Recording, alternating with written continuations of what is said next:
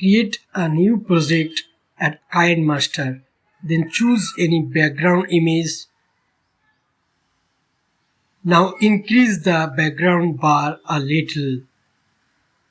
Then select text button from layer and write something. You may customize the text. Now increase the text bar as you wish. Now select the text bar and press key button from the left hand side menu. Go to the end of the text bar, select the text from the screen and drag it to the above screen. Now press the play button. Done. Now select the handwriting button, choose colored box item from edit, select box color and size. Then draw a red box to the middle of the screen. Now spread the handwriting box layer, text and write something.